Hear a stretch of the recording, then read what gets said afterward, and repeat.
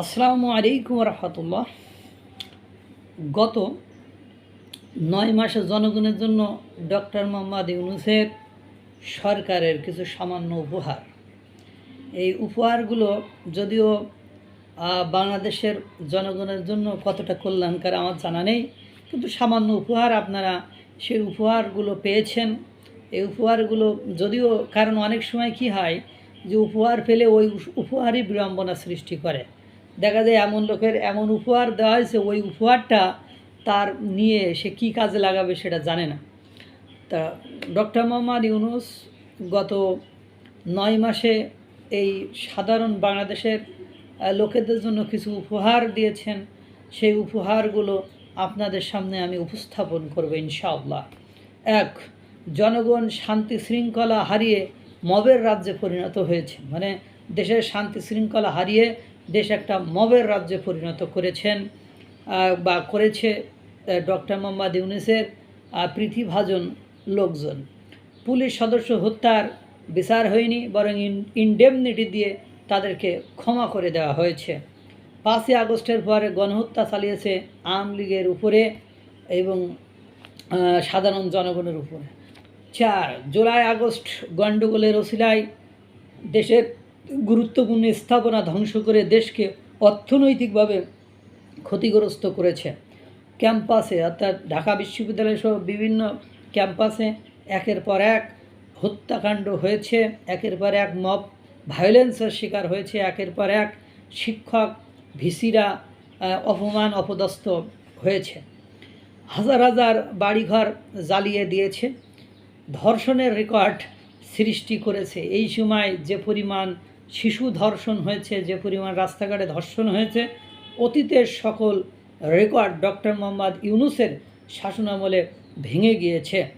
এরপরে হিন্দুদের উপর বা সংখ্যালঘু ধর্মাবলম্বীদের উপর নির্যাতন চালিয়েছে। এখন সেটা আওয়ামী লীগ চালাক, বিএনপি চালাক, জামাত চালাক বা যে দলই চালাক না, চালিয়েছে তো। এই সময় ক্ষমতায় যে ছিল রেসপন্সিবিলিটি তো তার ঘাড়ের উপরে বর্তায়।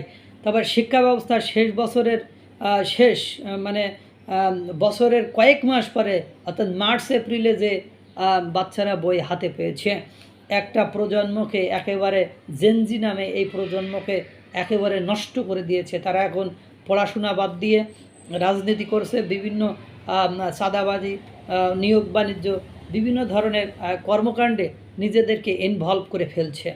শিক্ষকদের অপমান অপদস্থ, গলায় জুতা ঝোলানো, এইসব কর্মকাণ্ড ঘটেছে। অনেক স্থানে শিক্ষকরা মনের কষ্টে ক্ষোভে মানে স্ট্রোক করেছে, হার্ট অ্যাটাক করেছে, এমনও রেকর্ড আপনারা দেখেছেন। এরপরে 9 মাসে দেশ হতে 90,000 কোটি টাকা পাচার হয়েছে। এই সূত্রটা দিয়েছে কে? মির্জা আব্বাস হোসেন, বিএনপির একজন নেতা। তিনি একজন ব্যাংকের মালিক। একবার অথেন্টিক নিউজ না হলে তিনি এই ধরনের কথা বলেননি। এবারে হিন্দু বৌদ্ধ ধর্মের উপাসনালয় ও মাজার ভেঙেছে।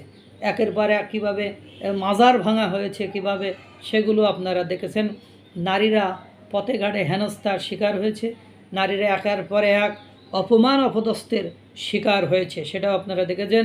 মুক্তিযোদ্ধারা, 71-এর যারা মুক্তিযোদ্ধা ছিলেন তারা লাঞ্ছিত হয়েছে, তারা অপমানিত হয়েছে, তারা বিভিন্ন জায়গায় বাকবিতণ্ডে জড়িয়ে গিয়েছে এবং মুক্তিযুদ্ধের যারা মহান বীর নায়ক বীরশ্রেষ্ঠ ছিল তাদেরকেও পর্যন্ত অপমান অপদস্থ, তাদের মোরাল ভাঙা সহ আরও অঘটন ঘটাতেও এই সরকারের আমলে জনগণ, মানে এই সরকারের পৃষ্ঠপোষক জনগণ, যাদেরকে মদত দেওয়া হয়েছে, তারা এই অপকর্মগুলো করে ফেলেছে।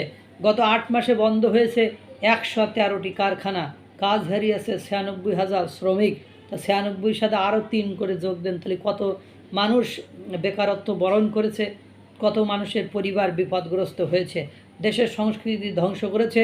গত 9 মাসে বাংলাদেশের সংস্কৃতি কর্মীরা তাদের স্বাভাবিক কাজকর্ম করতে পারেনি, কনসার্ট বন্ধ, অভিনয় শিল্পীরা অভিনয় করতে পারেনি, বিভিন্ন শোরুম উদ্বোধন করতে যেয়ে কীভাবে হেনস্থার শিকার হয়েছে, কিভাবে দৌড়ানি খেয়েছে এবং সংস্কৃতি কর্মীদের উপর কিভাবে জুলাই আগস্টের হত্যা মামলা দেওয়া হয়েছে, সেটাও আপনারা দেখেছেন। এ হলো অর্জন।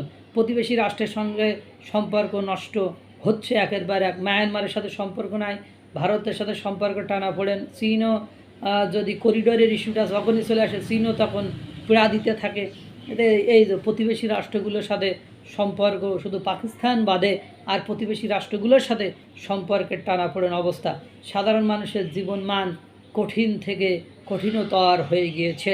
শিল্পী, খেলোয়াড়, শিক্ষক, এসব মানুষের গণহারে সবার নামে খুনের মামলা, হত্যার মামলা দেওয়া হয়েছে। দেশ পুরোপুরি বিদেশিদের জন্য কাজ করছে বলে অনেকে ধারণা করছে, যেমন চট্টগ্রাম বন্দর দিয়ে দেওয়া, মানবিক করিডোর দেওয়া, এসব বিভিন্ন ইস্যুতে জনগণ অর্থাৎ সাধারণ জনগণ, রাজনীতিবিদ মনে করছে দেশটাকে হয়তোবা আপনার বিদেশিদের হাতে তুলে দেওয়ার একটা পরিকল্পনা করেছে। এরকম চট্টগ্রাম বন্দর নিয়ে বিভিন্ন ইস্যুজ নিয়ে আপনারা সেই বিষয়গুলো দেখেছেন। আর আওয়ামী লীগের সাথে যে ঘটনা ঘটেছে সেগুলো আর বললাম না, এটা সাধারণ জনগণের সাথে কি ঘটেছে সেই কথাগুলোই বললাম। আল্লাহ তাআলা সকলকে ভালো রাখুক, সুস্থ রাখুক। আসসালামু আলাইকুম ওয়া রাহমাতুল্লাহ।